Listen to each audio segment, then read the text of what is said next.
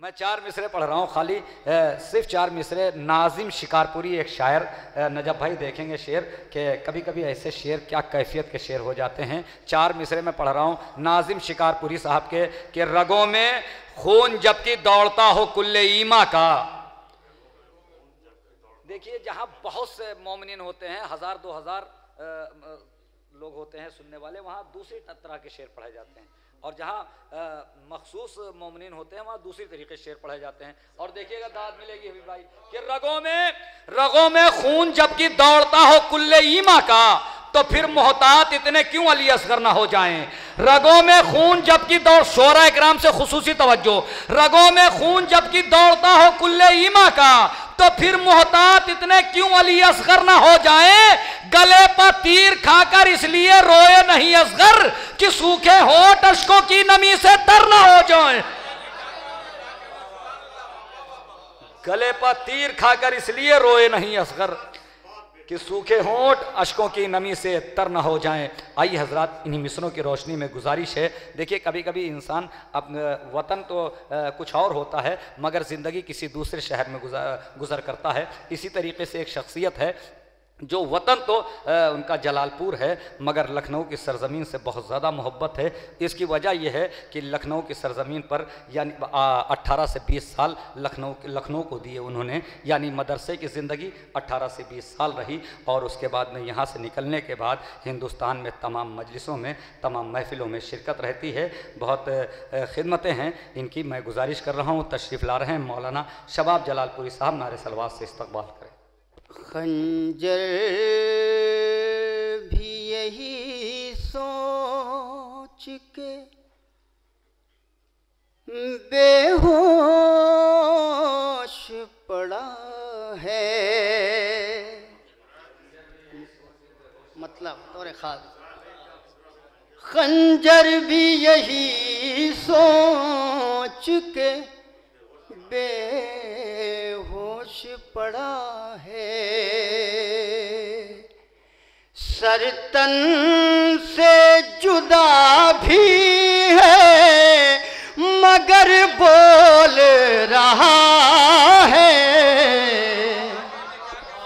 خنجر بھی یہی سوچ کے بے ہوش پڑا ہے،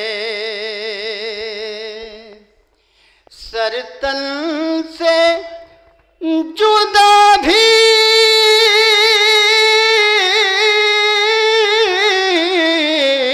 ہے مگر بول رہا ہے۔ ثانی مطلب پیش کرتا ہوں، خوش ہو کے مجھے آج خدا دیکھ رہا ہے، ہونٹوں پہ میرے مرسلو جعفر کی ثنا ہے، خوش ہو کے مجھے آج خدا دیکھ رہا ہے۔ اور یہ شعر آپ تمام حضرات کی جانب سے پیش کرتا ہوں۔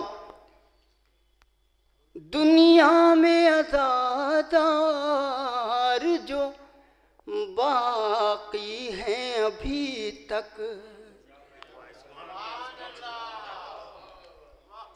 دنیا میں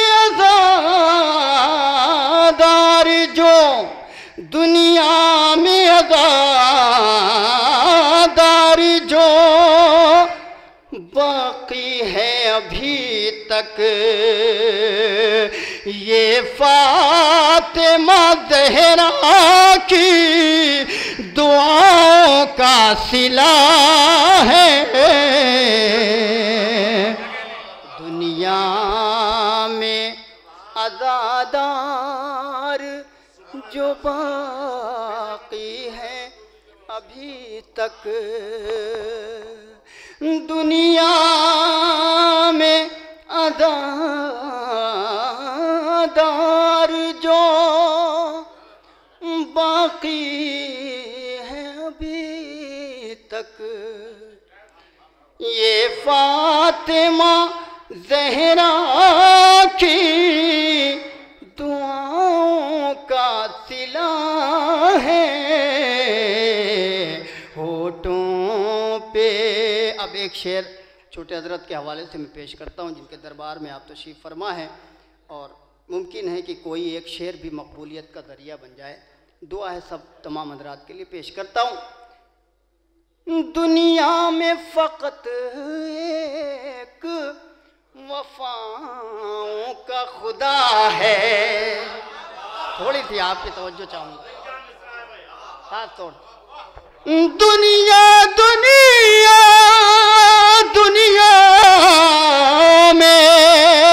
دنیا میں فقط ایک وفاؤں کا خدا ہے، ارے وہ کوئی نہیں ہے، وہ سکینہ کا چچا ہے۔ دنیا میں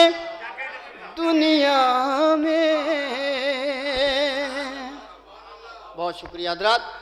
دنیا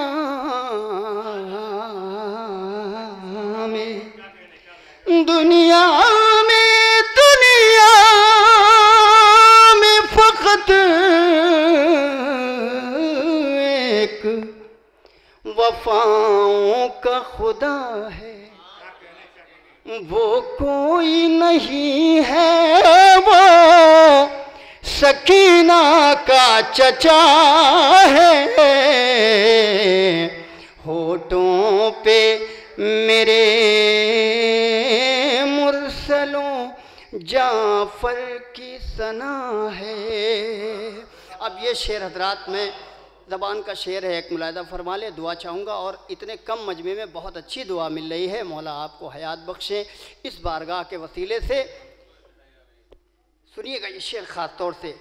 حیرت میں پیمبر شب معراج پڑے ہیں،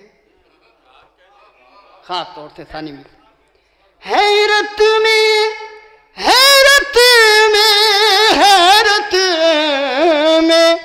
پیمبر شب میں راج پڑے ہیں، ارے کی شخص کے لہجے میں خدا بول رہا ہے۔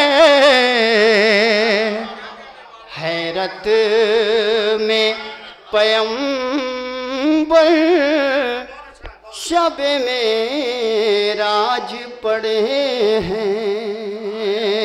ذکی بھائی دیکھیں گے، حیرت میں پیمبر شب معراج پڑے ہیں، کس شخص کے لہجے میں خدا بول رہا ہے۔ سارے مجمع کی توجہ کہ ہنس ہنس کے جگر کاٹ رہا ہے سر مقتل، ہنس ہنس کے جگر کاٹ رہا ہے، اسی بھائی ہنس ہنس کے جگر کاٹ رہا ہے سر مقتل، ہنس ہنس کے جگر کاٹ رہا ہے سر مقتل، بے شیر کے حملے کا یہ انداز نیا ہے، بے شیر کے حملے کا یہ انداز نیا ہے۔ دو تین شعر آخر میں، صرف دو تین شعر اور ملاحظہ فرما لیں۔ یہ گھر ہے عزادار حسین ابن علی کا. شعراء حضرات تشریف فرمائیں، تھوڑی سی حوصلہ افزائی ہو جائے میری تو میں سمجھوں گا میں نے شعر پہنچا لیا. یہ گھر ہے عزادار حسین ابن علی کا. یہ گھر ہے عزادار حسین ابن علی کا. دروازہ جنت پہ یہی شعر لکھا ہے. یہ گھر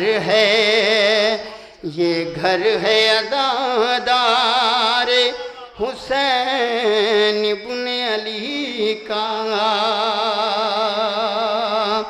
جو چاند کی صورت میں چمکتا ہے فلک پر، دراصل وہ مولا کا ہی نقش کف پا ہے. دراصل وہ مولا کا ہی نقش کف پا ہے. آخری شعر آپ کی رحمتیں تمام. دراصل وہ مولا کا ہی نقش کف پا ہے. اب میری بلندی حد کوسین سے پوچھو. شاید کوئی بات خاص توجہ چاہوں گا اس مصرعے پہ. اب میری بلندی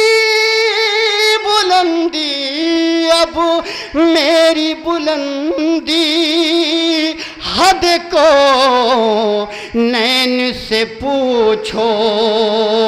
یہ سر میرا عباس کی چوکھٹ پہ جھکا ہے. اب میری بلندی حد کوسین سے پوچھو. خنجر بھی یہی سوچ کے بے ہوش پڑا ہے. سر تن سے جدا بھی